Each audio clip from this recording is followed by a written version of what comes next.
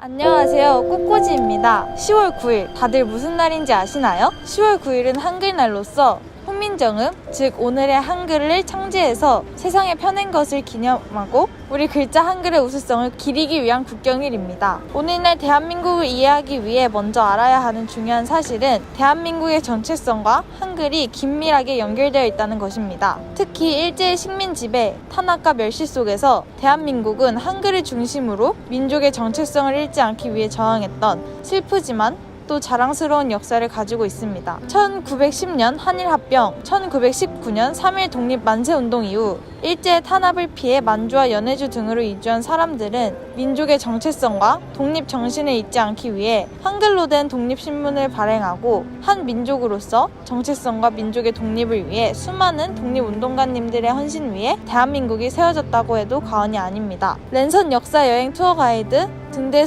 글로벌 스쿨 꽃꽂이는 제1편 한글과 독립운동편을 통해 한글이라는 한민족의 독창적인 언어를 소개하고 일제의 탄압 속에서도 나라를 위해 삶을 헌신했던 우리의 자랑스러운 독립운동가들의 삶을 소개해드리려고 합니다. 자, 그럼 같이 가보실까요? 안녕하세요. 꽃꽂이 김봄입니다. 저는 지금 대한민국의 대표적 문화유산인 한글의 가치를 알리기 위해 설립된 국립한글박물관에 나와 있습니다. 꽃꽂이 랜선 투어 제1편 한글과 독립운동을 시작하며 첫 순서로 우리나라의 우수하고 자랑스러운 한글에 대해 알아보도록 하겠습니다. 한글은 제작 원리가 매우 과학적이고 체계적인 문자입니다. 세종대왕은 어떻게 한글의 모양을 만들었을까요? 들리는 말에 따르면 세종대왕이 밤 늦게까지 집헌전에 남아 연구를 하다 달빛에 비친 문과 문틀을 보고 만들었다고 해요. 문고리가 동그란 것이 이응을 닮았고 또 문의 모양을 통해 미음, 기역, 니은을 만들 수 있었다고 얘기해요. 하지만 이는 그저 설화일 뿐입니다. 세종대왕은 당시 훈민정음, 즉 한글을 만들 때 자음은 발음기관을, 모음은 하늘, 땅, 사람을 본떴다고 합니다. 자음을 발음할 때 만들어지는 구강 내 구조와 혀의 모습을 참고해 지금의 한글의 자음이 만들어질 수 있었던 것이죠. 그리고 가장 기본적인 모음들은 하늘을, 땅을, 그리고 사람을 본떠 만들어졌어요. 이러한 기본 글자를 바탕으로 나머지 글자들을 만들어 조직성을 높였죠. 그래서 마침내 지금의 한글은 자음 14개와 모음 10자, 모두 24자로 이루어지게 되었습니다. 이 24개의 기본 자음, 모음만으로도 무려 11,172자를 만들 수 있습니다. 또한 그 소리가 명확하여 사용하거나 배우는 사람들에게 편리한 문자입니다. 또한 한글은 다른 언어와는 다른 특별한 우수성을 가지고 있는데요. 글자의 원리가 체계적이고 합리적이며 한글은 소리의 특성을 글자가 보여줍니다. 음성학적 이론, 특징들을 전부 담고 있는 글자이기도 합니다. 또 다른 장점은 발음이 다양하지 않다는 것이 있습니다. 한글은 영어처럼 변화무쌍하지 않아 누구나 쉽게 배울 수 있다는 장점을 가지고 있습니다. 세종대왕은 한글을 어리석은 사람은 일주일이고 똑똑한 사람은 하루 만에 깨우쳐 읽을 수 있게 만들었다고도 얘기했죠. 실제로 대학 수준의 교육을 받은 외국인들은 하루 만에 한글을 습득하여 우리말 간판을 읽었다는 사례도 있었습니다. 발음이 고정되지 않아 알파벳을 배우고 읽는 것이 어려운 영어와는 달리 한글은 정말 쉬운 문자입니다. 이렇게 아름답고 위대한 한글을 창제하고 반포한 세종대왕의 삶과 업적에 대해 더 알아볼까요? 이곳은 서울시 동대문구에 위치한 세종대왕 기념관입니다. 그리고 여기 보이는 동상이 바로 세종대왕 동상이에요. 세종대왕 동상을 설립하여 민족의 자긍심을 높이고 민족의 우수성을 세계에 널리 알리기 위해 제작하게 되었다고 합니다.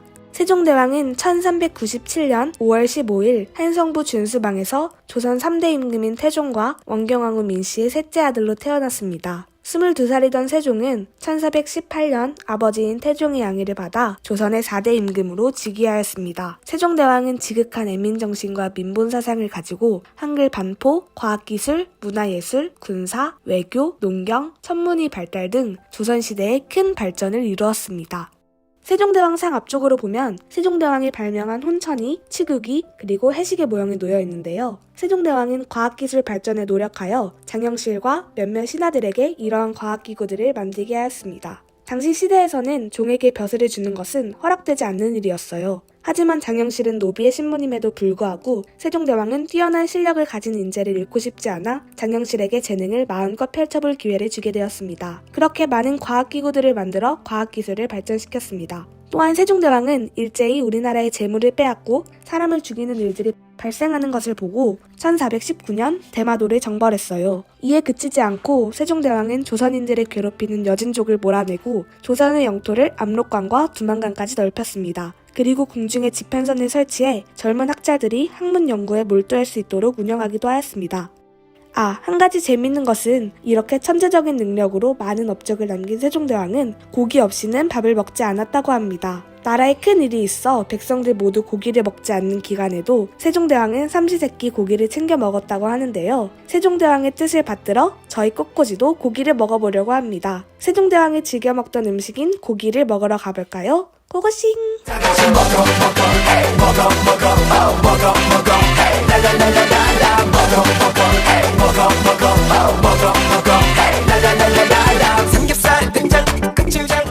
이곳은 서울 종로구에 위치한 탑골공원입니다. 1910년 나라를 일제에게 빼앗긴 이후 우리 선조들은 우리나라를 되찾기 위해 우리의 문화와 민족성을 지키기 위해 수많은 노력을 하였습니다. 일본은 우리의 민족성과 문화, 우리 민족의 언어까지 다 억압하였지만 우리 선조들의 피나는 노력 덕분에 지금의 대한민국이 있을 수 있었습니다. 탑골공원은 3.1운동 당시 독립선언문 낭독과 독립만세를 외친 곳으로 알려져 있습니다. 자세하게는 민족대표 33인을 포함한 시민들까지 모두 탑골공원에서 독립선언문을 낭독할 예정이었지만 비폭력 시위를 고집하였던 민족대표 33인은 탑골공원에서 독립선언문이 이루어지면 군중 심리에 끌려 폭력 시위로 변질될 것을 염려하여 태화관에서 민족대표 33인끼리만 모여 독립선언을 하였다고 기록되어 있습니다. 민족대표 33인을 제외한 학생들과 시민들은 탑골공원에서 독립선언문을 낭독한 뒤 만세운동을 했다고 알려져 있습니다. 탑골공원은 파고다 공원이라고도 불리며 1991년 사적 제354호로 지정되었습니다. 이곳에는 팔각정과 원각사지, 10층 석탑이 있는데 이 중 팔각정은 3.1운동 당시 독립선언서를 낭독한 곳이기도 합니다.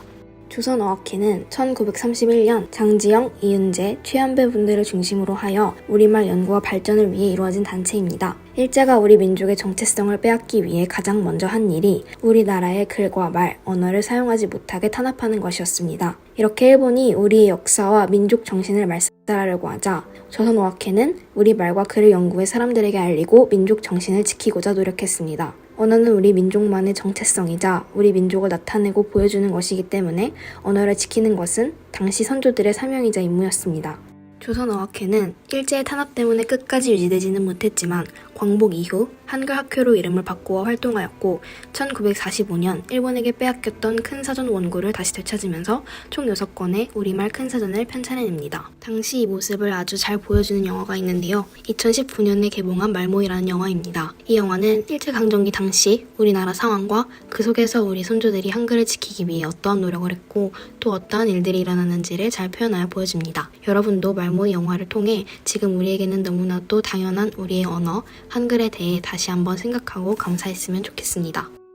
우리 민족의 독립운동은 언어를 지키기 위한 독립운동만 있던 것이 아니었습니다. 수많은 독립운동가들은 한글을 담고 있는 이 나라를 지키기 위한 독립운동에도 힘썼습니다. 이곳은 1908년부터 1987년까지 무려 80년 동안 사용되었던 서대문 형무소입니다. 일제 치하의 시대의 서대문 형무소는 범죄를 저지른 형사범을 투옥하는 것이 아니라 정치범 수용소였습니다. 서대문 형무소에 수용된 대부분의 사람들은 유관순 열사와 같이 대한민국의 독립을 위해 헌신한 분들이 수용된 우리 민족에게는 잊을 수 없는 비극적인 역사의 장소입니다. 독립운동 기록과 일제치하 서대문 형무소 교정 기록에 따르면 서대문 형무소에 수용된 독립운동가들은 투옥된 감옥 안에서도 나라의 독립을 위해 만세를 부르고 그로 인해 더 많은 고문과 고통을 당하셨다고 하는데요.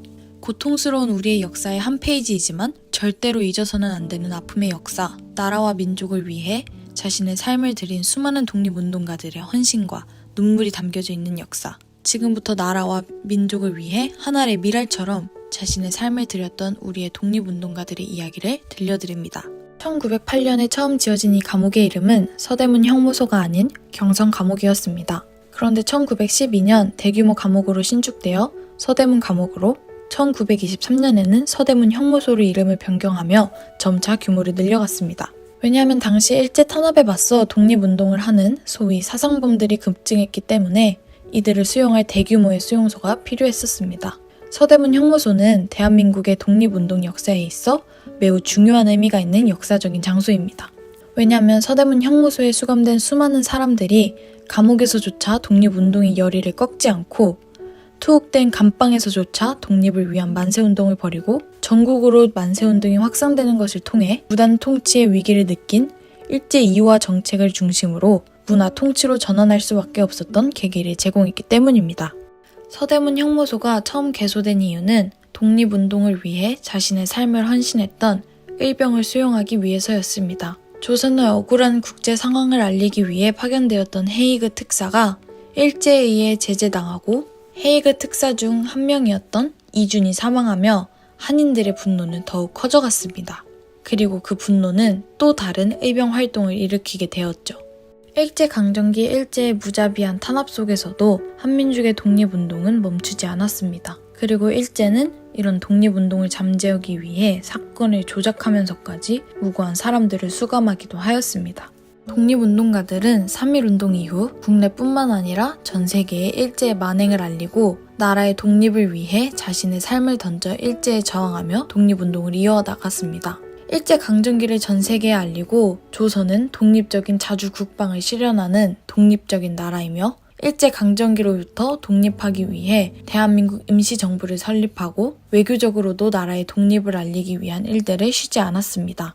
그러나 나라를 위해 자신의 삶을 던진 독립운동가들이 마주할 현실은 참혹했습니다. 이곳은 나라의 독립을 위해 삶을 희생했던 서대문 형무소의 수감자들, 독립운동가들의 수용 기록표를 약 5천여 장을 모아놓은 기억의 방입니다. 작은 이 기억의 방에 남겨진 수많은 독립운동가들의 삶을 통해 기억의 방을 넘어 역사의 기억에 지금도 살아있는 아름다운 독립운동가들을 통해 우리가 오늘의 대한민국에서 살아가고 있습니다. 서대문 형무소가 유명한 이유는 대규모의 수용시설이기도 하지만 또한 잔인하고 다양한 고문 때문이기도 합니다. 일제강점기 시대의 일제는 조선을 상대로 수많은 임상실험과 고문을 했습니다. 체포되어 서대문 형무소에 수감된 수감자들은 취조 과정에서 견디기 힘든 고문을 받아야만 했습니다. 일제는 대한제국을 지배할 때 유화책을 쓰는 대신 무차별한 폭력과 강압을 사용하였는데 이런 지배 방식, 또 통치 방식은 어느 제국주의의 식민지배 방식과 비교해 보아도 사상 유례가 없는 비인류적인 행위였습니다. 그러나 독립운동가들은 이러한 잔혹한 탄압 속에서도 나라의 자유와 정체성을 지키려 끝까지 투쟁했습니다.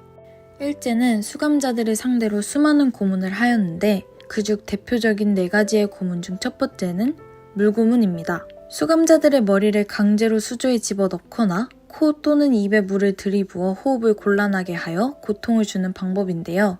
일제는 이에 그치지 않고 수감자를 거꾸로 매달아 놓고 물에 고춧가루나 매운 성분의 것들을 타 더욱 고통스럽게 하였습니다. 물 고문의 과정을 통해 수감자는 결국 폐에 물이 차 흉막염과 기타 질병에 걸려 고통스럽게 죽어갔다고 합니다.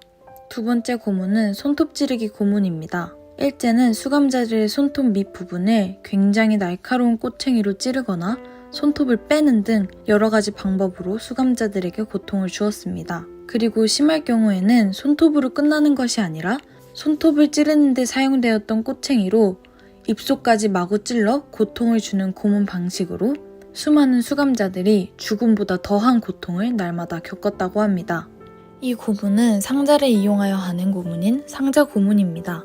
상자 안쪽에는 날카로운 목들이 빼곡히 박혀 있어 그 상자에 수감자를 넣고 마구 흔들어대는 고문이죠. 수많은 못에 찔리는 무척이나 고통스러운 고문 방식으로 수감자들은 상자 고문에 며칠씩 들어가 있으면 온몸에 피가 쏟아지는 극심한 고통과 아픔을 겪었다고 합니다. 마지막으로 벽관 고문입니다. 벽관 고문은 움직일 수 없는 벽관에 사람을 넣어 행하는 고문으로 조금도 몸을 움직일 수 없는 장소에 사람을 넣어두어 피가 원활히 움직이지 못하게 하고 결국 몸이 썩어 서서히 죽게 만드는 가장 악랄한 고문이었습니다. 기록에 따르면 벽관 고문을 당한 수감자들은 몸이 썩어 죽거나 온전한 정신을 유지하지 못하는 비참한 아픔을 겪어야 했다고 합니다. 이런 끔찍한 고문 방법 외에도 일제는 수도 없이 많은 고문을 행했습니다. 일제의 고문으로 인해 수감자들의 몸 상태는 말이 아니었고 심지어 일제는 자신들의 만행을 감추기 위해 많은 고문을 당해 형태를 알아볼 수 없는 수감자들의 시신을 지하에 따로 보관하는 비인류적인 행위도 하였습니다. 이곳은 독방인데요. 지하 독방은 취조 후에 옥사로 가기 전 수감자를 감금했던 곳입니다. 곳곳에서 고문으로 인한 비명소리가 들리는 좁디 좁은 공간에서 수감자에게 찾아올 고문의 공포를 극대화시키던 곳이었죠. 그러나 독립운동가들은 극심한 공포 속에서도 대한 독립 만세를 외쳤으며 이 좁고 어두운 곳에서조차 독립의 의지를 나타냈어요. 극심한 공포와 몸이 떨릴 만큼 죽음의 고문을 날마다 겪어야 했지만 나라와 민족의 독립을 향한 독립운동가들의 결의를 일제는 꺾을 수 없었습니다. It is our first video, so Don't worry. That's fine. can I ask that? How did you feel when you see this? Wow, it's weird. 무서워. 너무 무서워요. 너무 무서워요. Did you know about the Japanese invasion before? Yeah. Actually, as I told you, I'm reading in some books, English books or Spanish books too, because in Argentina we talked in Spanish. And I know about Korean story about the invasion, the occupation, and all what's happened here. Is it that the happening is famous or well known in other country? I think that it's not famous. For me, I already knew about it because of my studies. But normally, in the other part of the world, we know about Germany Nazis, but we don't know what happened here. But yeah, it's crazy. It's crazy. So for that, we take the video about the Korean history and tell the truth of the deep story about Korean history. Yeah. And it's pretty interesting. I read about the independent movement and the nationality, the national feel that so Korean people had, and it's 이곳에서 수감자들은 24시간 내내 감시받으며 지내야 했습니다. 수감자들은 외부를 볼 수 없는 구조이지만 감시자들은 한눈에 수감자들을 감시하고 통제할 수 있도록 서대문 형무소는 철저히 수감자들을 감시하고 억압하기 위해 만들어졌습니다. 3.1운동 이후 급격히 수감자가 급증하자 기존 정원 5명인 방에 20명에서 30명, 많게는 50명을 수용하여 수감자들은 누워있지 못하고 모두 서서 수감 생활을 해야 했습니다. 잠을 잘 때는 순번을 정해 서로 돌아가며 쪽잠을 자야 했고 옥사에서 움직일 수 없어 추운 날씨와 열악한 환경에 다리와 손발이 썩는 아픔도 겪어야 했으며 다리가 썩지 않기 위해 수감자들은 모두 일어서서 계속 옥사를 빙빙 돌아야 했습니다. 일제는 수감자들의 식사도 정상적으로 제공하지 않아 수감자들은 늘 굶주림에 시달려야 했으며 혹 형무소 내에서 독립운동이 일어날 것을 대비하여 수감자들끼리 대화도 철저히 금지시켰다고 합니다. 그러나 수감자들은 독립운동의 소망을 포기하지 않고 옥사에 벽을 치며 벽을 치는 소리로 소통하는 타벽 통보법을 만들어 중요한 정보들을 교환하였습니다. 수감자들은 대부분의 시간을 공작사, 즉 노역을 하며 보냈어요. 이곳에서 일제는 재소자들의 노동력을 동원하여 형무소, 군부대, 관공서 등지에 필요한 물품을 만들어 공급하였습니다. 재소자들은 강제 노역과 인권 유린에 시달려야 했으며 1930년대 후반 이후에는 제2차 세계대전의 군수 물품을 만들어 공급하기도 하였습니다. 이 외에도 서대문 형무소의 많은 곳들이 수감자들을 억압하고 탄압하기 위해 만들어졌습니다. 그러나 우리가 기억해야 할 중요한 역사는 인간의 존엄성을 보장받을 수 없는 가장 끔찍한 수감 생활 속에서도 우리의 독립운동가들은 독립을 향한 열의를 포기하지 않고 수감 생활 속에서도 독립을 계획하고 형을 마치고 추록 이후에도 계속적으로 독립운동을 이어간 하나의 미랄과 같은 독립운동가들이 있었다는 것입니다. 유관순 열사의 오빠도 3.1운동 현장에서 부모님을 잃고 하나뿐인 여동생 유관순도 서대문 형무소의 수감 생활을 견디다 못해 죽게 되었지만 그럼에도 불구하고 독립의 의지를 꺾지 않고 수감과 추록을 반복하며 자유를 위해 독립운동을 쉬지 않았습니다.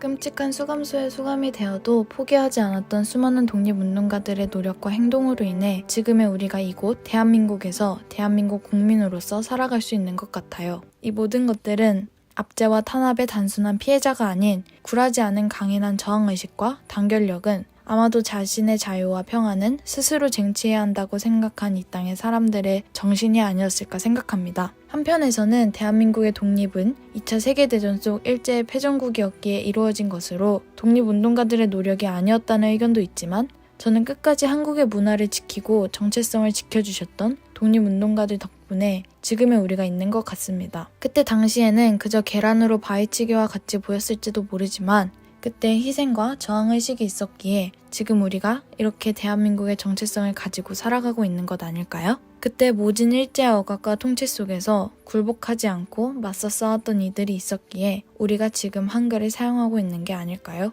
1945년 8월 15일 바로 그날 우리는 그토록 고대하고 기다렸던 일제로부터의 독립을 광복을 하게 되었습니다. 이 앞에 보이는 독립문은 1897년 11월 20일에 독립협회를 주축으로 대한제국의 황제 고종과 많은 애국지사, 국민들의 환호를 받으며 지어지게 된 문입니다. 당시 독립문은 독립을 꿈꾸며 한국민들의 독립을 향한 간절한 바람을 담으며 지어졌는데요. 1945년 8월 15일 비로소 간절했던 바람은 현실로 맞이하게 되었습니다. 한글이 잊혀지지 않게 지켜주었던 독립운동가들의 헌신, 일제의 무력으로 맞서 싸웠던 독립운동가들의 희생을 통해서 말이에요.